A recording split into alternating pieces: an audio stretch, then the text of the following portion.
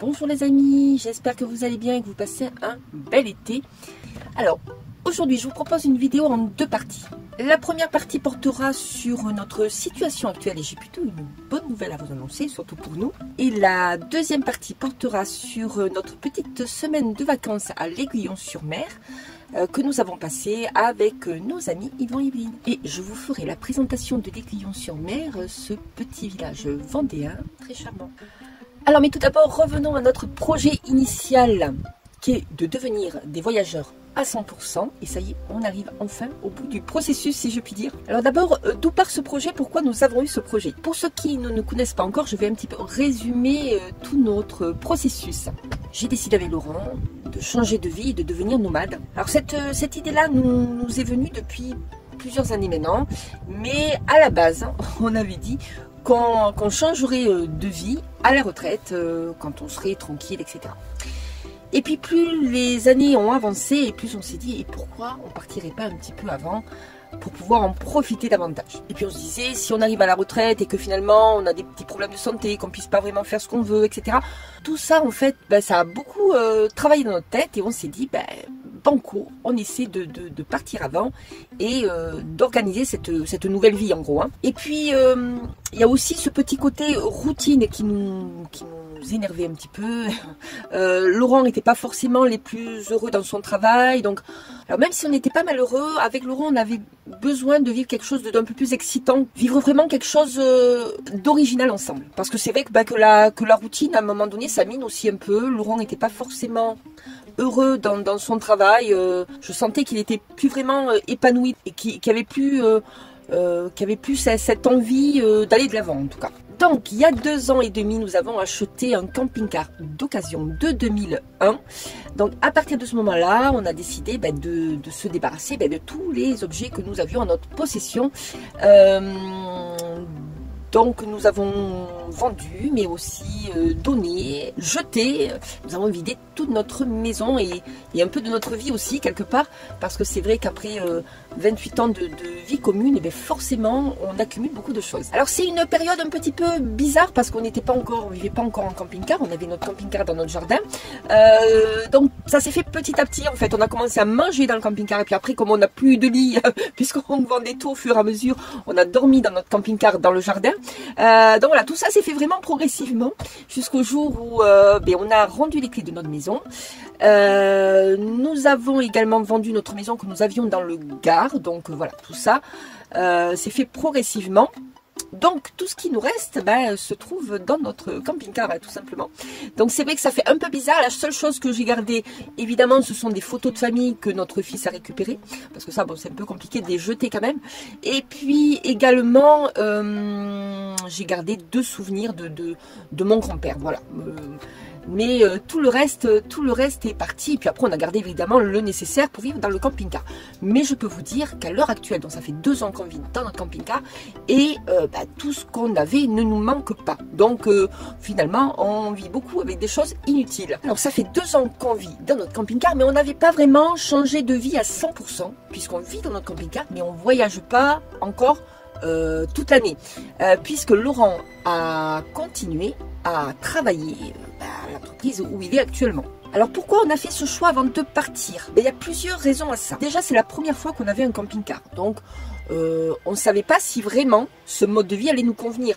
C'est vrai qu'on trouvait ça tout très sympathique, mais on aurait pu peut-être être déçu en disant finalement ça ne nous convient pas parce que c'est trop petit, parce que ci, parce que là. Bon.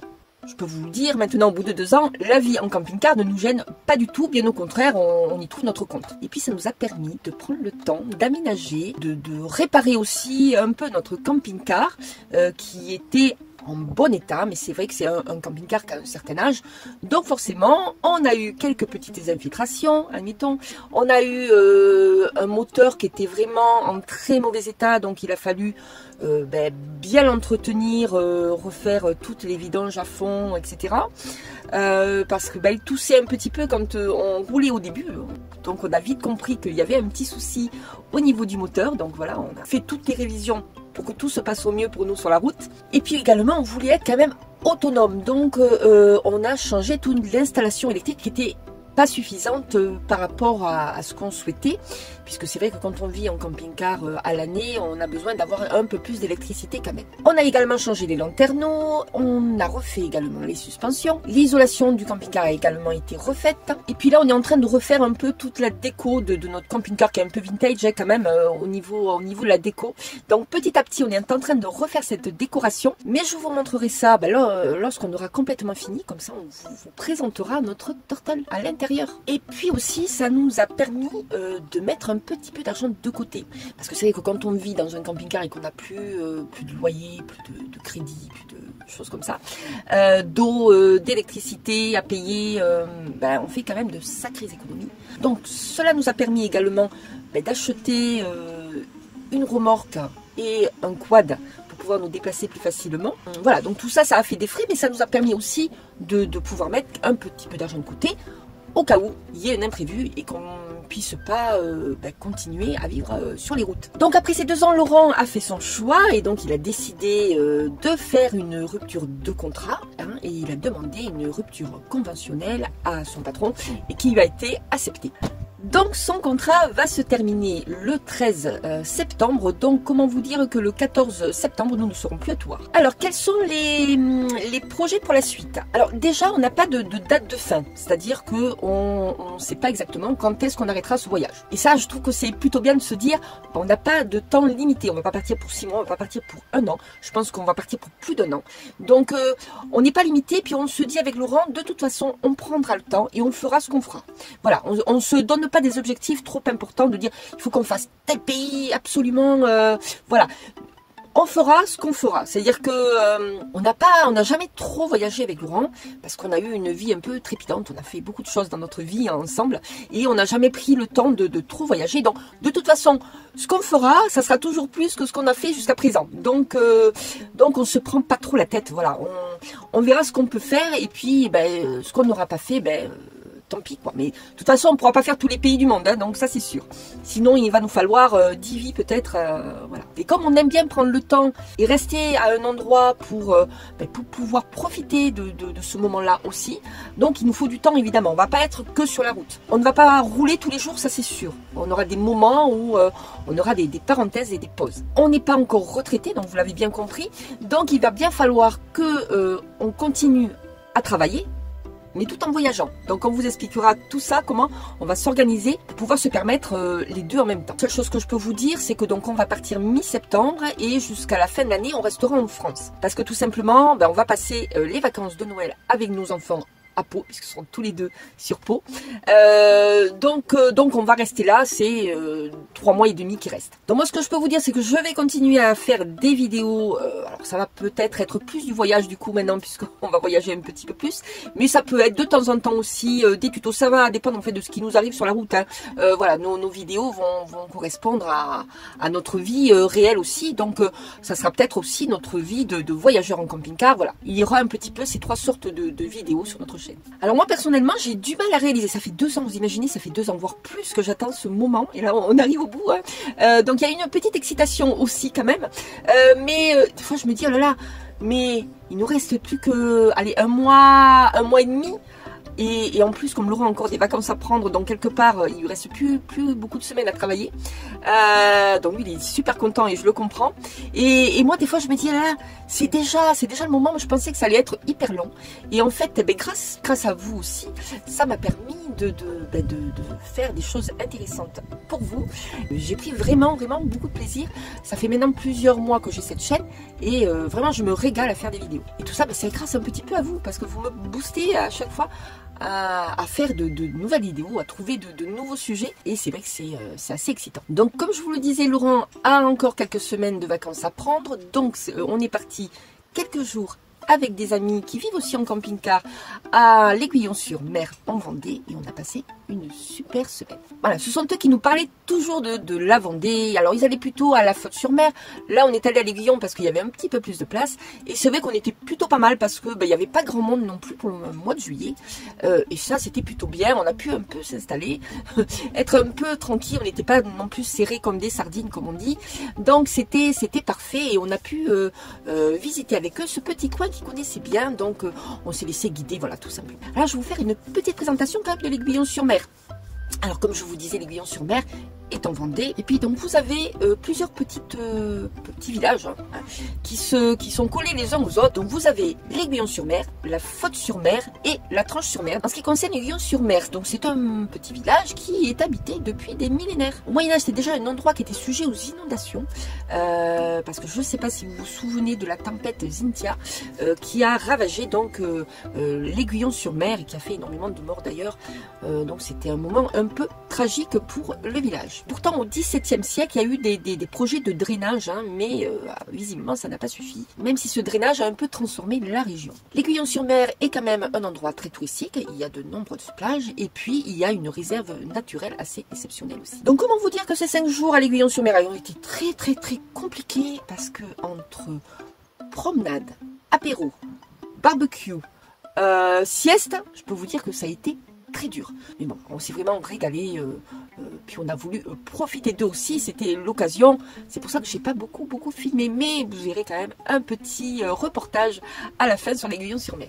Alors l'Aiguillon est connu et reconnu pour ses moules de bouchot, donc évidemment on ne pouvait pas partir de l'Aiguillon sans manger de moules et on s'est vraiment régalé. On a aussi fait la petite découverte du village de l'Aiguillon-sur-Mer. Vous avez un marché tous les vendredis matins à l'Aiguillon-sur-Mer qui est assez important.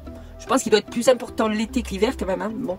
Mais voilà, en plein été en tout cas, c'est un marché qui est assez important. Et vous avez également de très bons produits de la région. Alors dans le village, vous avez quand même une petite supérette, voilà, vous pouvez faire vos courses.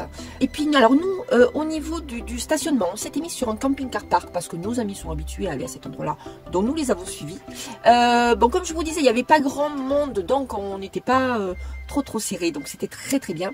On est à côté d'un petit plan d'eau et également il y a des, comment on peut appeler ça, des jeux aquatiques pour les enfants, mais il y a aussi du ski nautique. Donc voilà, si ça vous tente, vous avez donc l'aire de camping-car juste à côté. On aurait eu la possibilité également d'aller à la pointe de l'Aiguillon, qui est donc un petit peu plus sauvage. Donc là, c'est pas un camping-car park, c'est un parking jour-nuit. Donc les camping-cars sont autorisés. Visiblement, on autorise les gens à sortir leur auvent et leur table et leurs chaises. Voilà, donc je pense que c'est une tolérance du village, parce que c'est que normalement sur un parking c'est un peu compliqué. Là, visiblement, tout le monde le faisait et on a l'impression que voilà, on ne leur a rien dit, d'autant plus qu'on a vu la police municipale passer et on ne leur a rien signalé, donc on suppose que c'est toléré. Et là, c'est plutôt sympa parce que c'est un petit peu sauvage. En même temps, vous avez quand même un petit peu de monde, il y avait quelques camping-cars quand même, mais voilà, vous n'êtes pas loin des plages et voilà, ça peut être sympa aussi. Par contre, vous n'avez pas de service évidemment sur un parking jour-nuit. Donc, dans la petite vidéo que je vous ai concoctée, vous allez voir le port. On est allé à la Pointe d'Arcier, on n'a pas pu aller jusqu'au bout parce qu'on avait Lily avec nous. Comme c'est une réserve naturelle, les chiens sont interdits. Donc, on a fait que quelques pas et puis on a rebroussé chemin. Donc, vous verrez pas grand-chose de la Pointe d'Arcier. Mais voilà, c'est une jolie promenade. Si vous avez l'occasion d'y aller, je pense que vous pouvez faire de très très belles photos. Puis, c'est assez typique dans le coin. Le lendemain, nous avons donc laissé Lily à nos amis et on a essayé d'aller à la pointe de l'Aiguillon. Et là aussi, on n'a pas eu de bol décidément. La promenade était fermée aux visiteurs parce que c'est aussi une réserve naturelle et visiblement, il y avait beaucoup d'oiseaux à ce moment-là. Et pour ne pas les déranger, on ne pouvait pas aller bien loin non plus à la pointe de l'Aiguillon.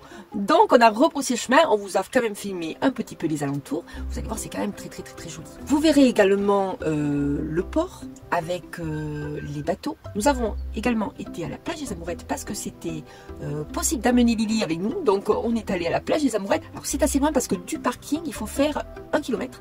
Donc voilà, ça vous fait une belle promenade quand même parce qu'on est dans la forêt. C'est assez sympa pour arriver ensuite sur la plage. Donc, mais voilà, ça vous met en forme pour arriver à la plage avant de farienter sur votre serviette. Puis ensuite nous avons fait la visite du village et puis je crois que c'est à peu près tout ce qu'on a fait, mais vous allez voir, j'ai filmé un petit peu et j'espère que ça vous donnera envie d'aller à l'Aiguillon-sur-Mer. Je vous invite donc à regarder notre petite vidéo que nous avons filmée et vous verrez de très très beaux paysages lors de nos promenades.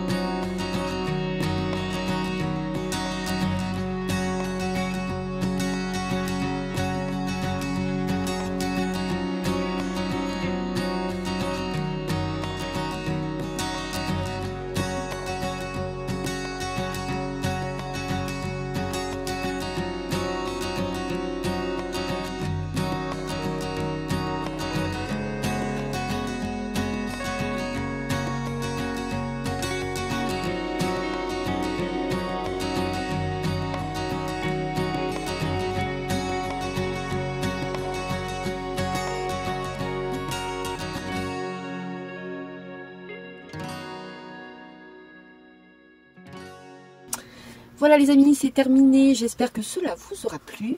Et je voulais quand même tout particulièrement remercier nos amis Yvon et Evelyne qui nous ont amenés à l'Aiguillon-sur-Mer. Et on les remercie pour ces moments inoubliables, pour leur fou rire et leur bonne humeur. Et si vous aussi, vous souhaitez vivre en camping-car ou si vous vivez déjà en camping-car, n'hésitez pas à me laisser un petit message dans les commentaires. Je serai ravie de vous lire et de partager cette expérience avec vous. Je vous remercie pour le temps que vous avez consacré à regarder ma vidéo. La semaine prochaine, nous allons repartir en vacances pour 15 jours. Donc la première semaine, nous allons aller dans l'Ariège et faire un petit tour dans les Pyrénées-Orientales. Et la deuxième semaine, nous irons voir nos enfants à Pau. Donc voilà, on a encore plein de choses à vous raconter. En attendant, je vous souhaite de passer une très très bonne semaine. Je vous fais de gros bisous. À très vite, à très bientôt. Ciao, ciao, ciao.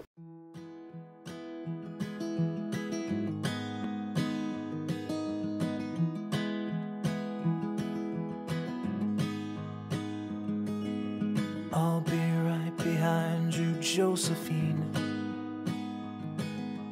I won't leave you waiting in between. And the cigarette you bummed from me is almost burning out. You suck it till your fingers